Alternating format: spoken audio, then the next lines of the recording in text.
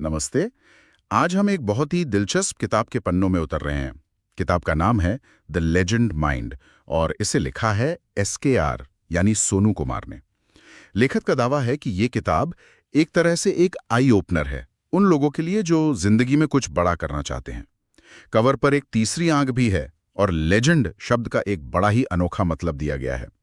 आज हम पूरी किताब की चीरफाड़ नहीं करेंगे, बल्कि हमारा ध्यान इसके एक बहुत खास अध्याय पर रहेगा। शीर्षक है बच्चों की तरह देखें। और इस किताब का जो अंदाज है वो शुरू से ही काफी अलग है। इसकी शुरुआत भगवान शिव को समर्पण से होती है। लेखक बताते हैं कि प्रेरणा उन्हें टीवी पर भगवान शिव का किरदार देखकर मिली। मतलब उन्होंने विज्ञान, धर्म, गणित इन सब को मिलाकर अपने जवाब खोजने की कोशिश की है। तो आज हमारा मकसद सिर्फ इस अध्याय को पढ़ना नहीं, बल्कि इसके दावों को कह सकते हैं परखना है। क्या सच में बच्चों की नजरों से दुनिया को देखना ज्ञान पाने का कोई रास्ता है, या ये सिर्फ एक खूबसूरत लगने वाला विचार है जो असल जिंदगी में शायद काम ना आए? चलिए इस विचार की एक एक परत खोल कर देखते हैं। हाँ, तो चलिए शुरू करते हैं। अध्याय की पहली लाइन ही मतलब एक बहुत बड़ा दावा करती है। लिखा है, दुनिया को एक बच्चे की आंखों से देखना ज्ञान प्राप्त करने का एक शक्तिशाली तरीका है।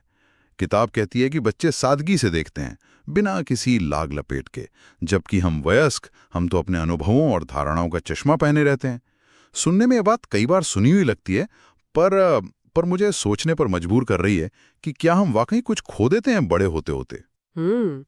ये एक दिलचस्प सवाल है। ये जो विचार है ना बचपन की सादगी का, ये कई आध्यात्मिक और सेल्फ हेल्प किताबों का केंद्र रहा है। लेकिन यहाँ हमें ये देखना होगा कि लेखक इसे पेश कैसे कर रहे हैं। क्या ये बचकाना होने की वकालत है, या फिर ये एक तरह की मानसिक डिटॉक्स का सुझाव है?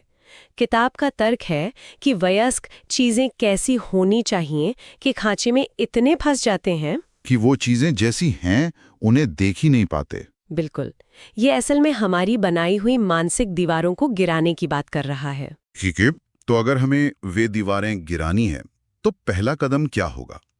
किताब के मुताबिक पहला कदम है पूर्वाग्रहों को छोड़ दें। मतलब अपनी पहले से बनी बनाई धारणाओं को परे रख दें।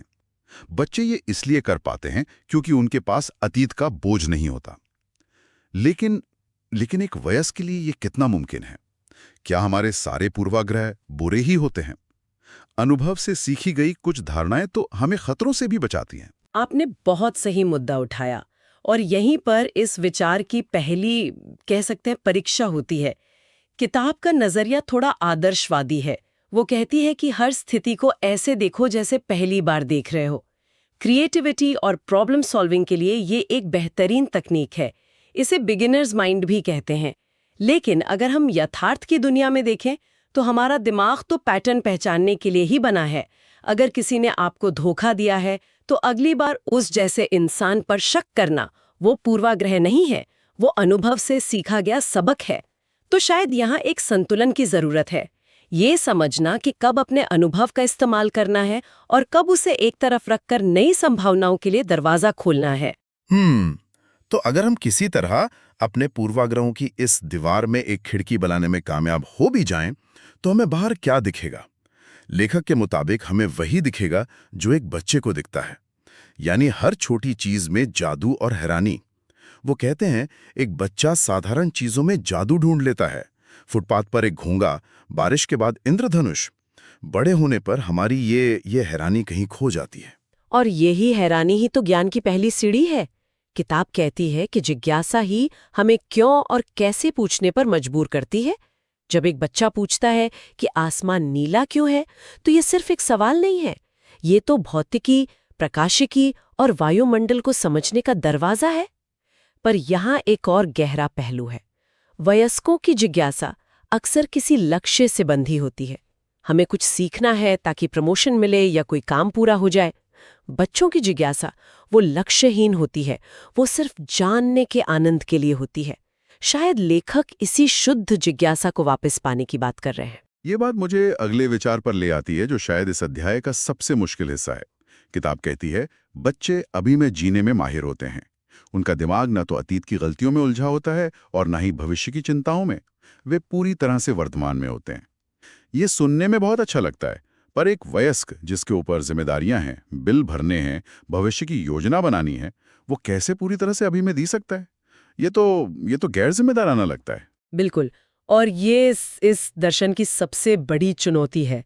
किताब इसे ज्ञान का एक गहरा रूप कहती है और ये बात माइंडफुलनेस और कई पूर्वी दर्शनों से मिलती जुलती है। इसमें कोई शक नहीं कि हमारा ज्यादातर तनाव अतीत या भविष्य से ही आता है, लेकिन हमें ये नहीं भूलना चाहिए कि भविष्य की योजना बनाने और अतीत से सीखने की क्षमता ही वही तो इंसान की तरक्की का आधार है।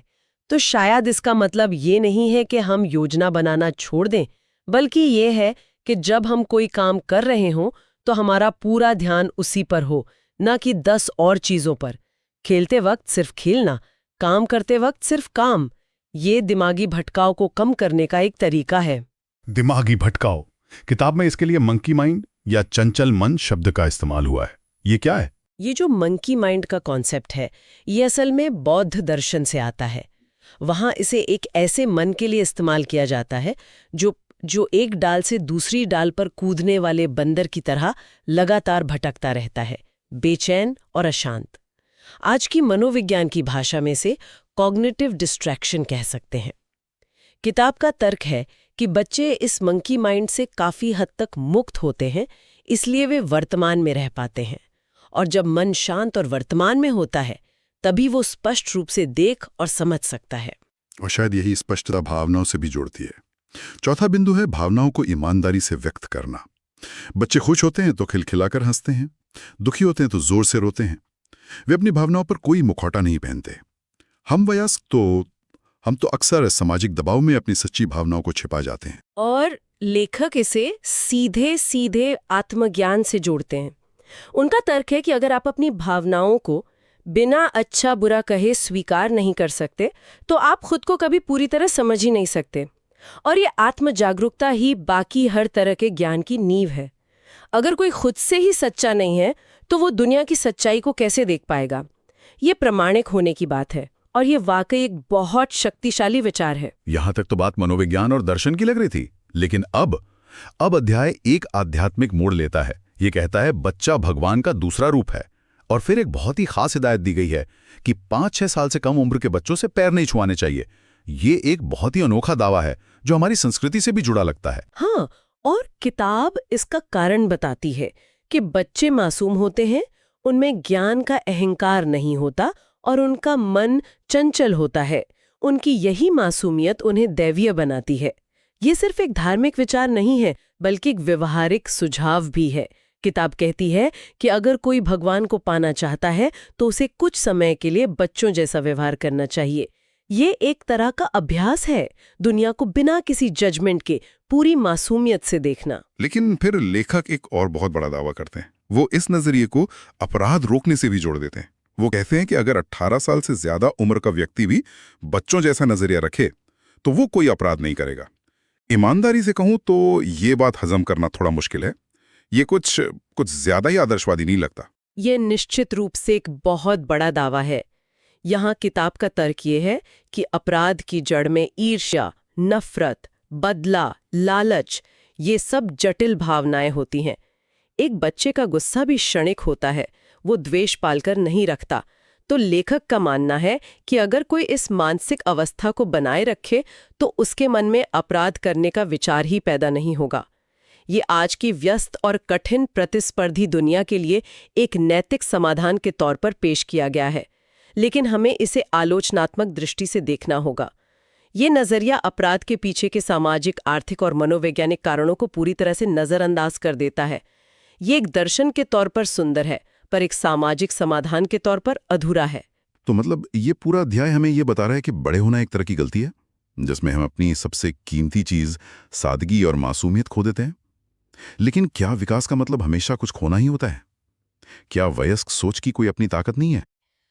इस किताब का नजरिया बहुत काव्यात्मक है, लेकिन दूसरी तरफ अगर हम मनोवैज्ञानिक जीन पियाजे के काम को देखें तो वे बताते हैं कि एक वयस्क की जो जटिल सोच होती है, एब्स्ट्रैक्ट थिंकिंग, वो बच्चों के सरल नजरिए से विकास का एक जरूरी अगला कदम है, न कि कोई कमी। योजना बनाने की क्षमता, नैतिक दुविधाओं को समझने की काबिलियत, ये सब वयस्क दिमाग की ही देन है। एक बच्चे का मन सुंदर हो सकता है, लेकिन एक पुल बनाने या एक देश को चलाने के लिए आपको वयस्क सोच की ही जरूरत पड़ेगी। तो इसका मतलब ये हुआ कि ये बच्चों की तरह देखने का विचार हर जगह लागू नहीं हो सकता। ये एक टूल है, जिंदगी जीने का एकमात्र तरीका नहीं। एकदम सही। इसे आप एक मानसिक रीसेट बटन की तरह देख सकते हैं।